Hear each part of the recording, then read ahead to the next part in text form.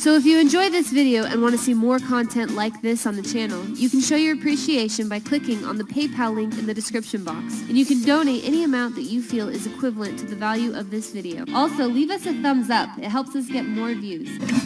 We're going to get to this video in just a second. I just wanted to give you a quick Operation Hal reminder that you can click on the link in the description box below and sign up for our online InfoWarrior training camp. As you know, we need as many people involved in the information war as possible. For those of you who have been following the Operation Hal YouTube channel, you realize that we are now putting our information out through Operation Zakar. This is because YouTube terminated the Operation Hal YouTube channel because we were exposing that there were multiple shooters in the Florida shooting. But YouTube didn't just censor our video. YouTube terminated our channel and has stolen from us a YouTube channel that was generating $250,000 a year in revenue for the InfoWar. In order to strike back against these robber barons, we are now determined to raise up 1,000 YouTube channels just as powerful as Operation Hal. If you're one of those people who wants to have a YouTube channel like Operation Hal that reaches millions of people per month and generates revenue for the information war, click on the link in the description box below and sign up for our free training.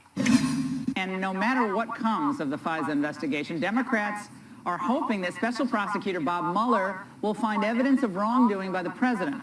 Republican strategist and Trump confidant Roger Stone joins us now to share what he believes Mueller is now investigating. Roger joins us from Miami. Roger, it's great to see you. These leaks keep coming out, don't they, of the Mueller investigation?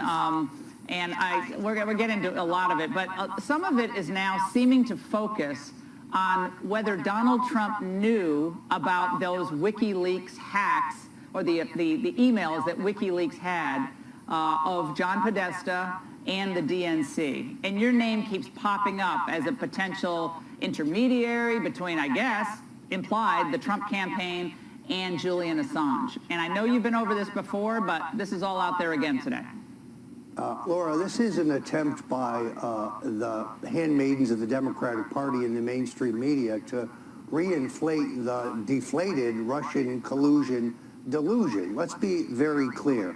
The truncated, doctored screenshot published by The Atlantic magazine actually proves that I had no advanced knowledge of the source or content of the WikiLeaks disclosures regarding Hillary Clinton, and I never claimed that I did.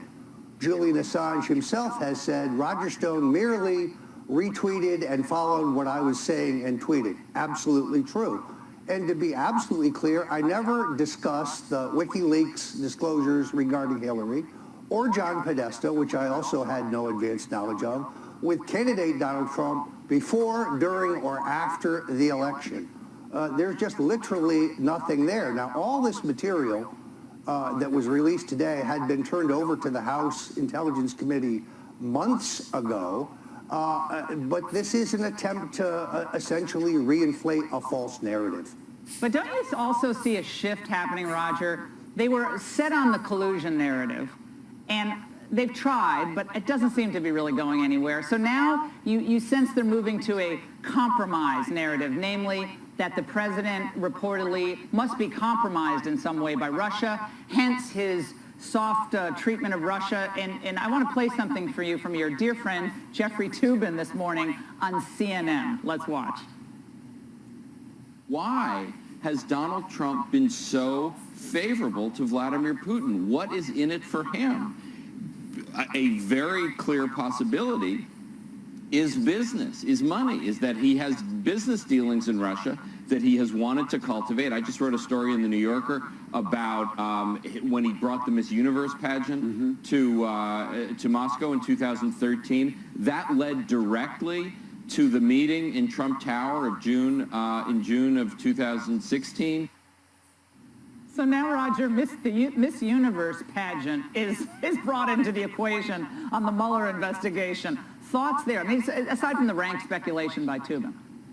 Look, first of all, if we're so pro-Putin, why is the president providing offensive weapons to the Ukrainians over the adamant objection of the Russians? Look, Donald Trump didn't want to go to war over Syria, and Hillary Clinton was promising the deep state an expansion of the proxy war there.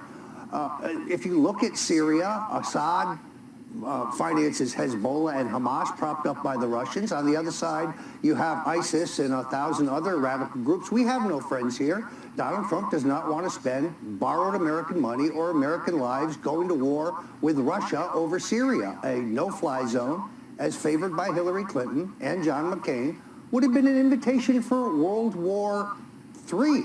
So Donald Trump was the peace candidate in the last election. He has no illusions about Russia or the corruption of the Russian system or the fact that Putin's a bad guy. But they have thermonuclear weapons, Laura. Perhaps we should be talking to them. And the idea that Trump is somehow softer on the Russians than Obama was. I mean, Obama's big push was December 2016. Okay, we're going to kick, all these Russian officials out of the country. But they were trying to do the reset. They had that sweetheart deal with Bill Clinton, and while Hillary was Secretary of State, we did Uranium One. So I think the argument is clear that if anyone was soft on Russia, it was Obama. It wasn't Trump, it was Obama who was soft. Well, the mainstream media is absolutely right about the fact that there was a major party candidate whose top aides were in bed with the oligarchs around Vladimir Putin. There was one candidate whose foundation was taking millions of dollars from Russian interests. That would be Hillary Rodham Clinton.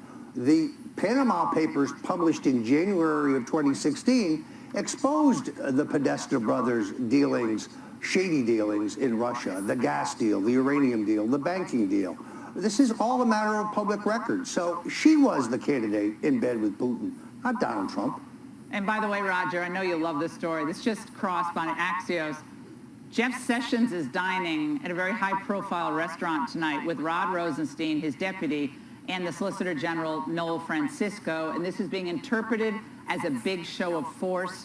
DOJ in the face of the Trump tweet this morning. Your thoughts? Look, Rod Rosenstein approved the use of the phony Russian dossier as the legal rationale for surveillance of the Republican candidate for president.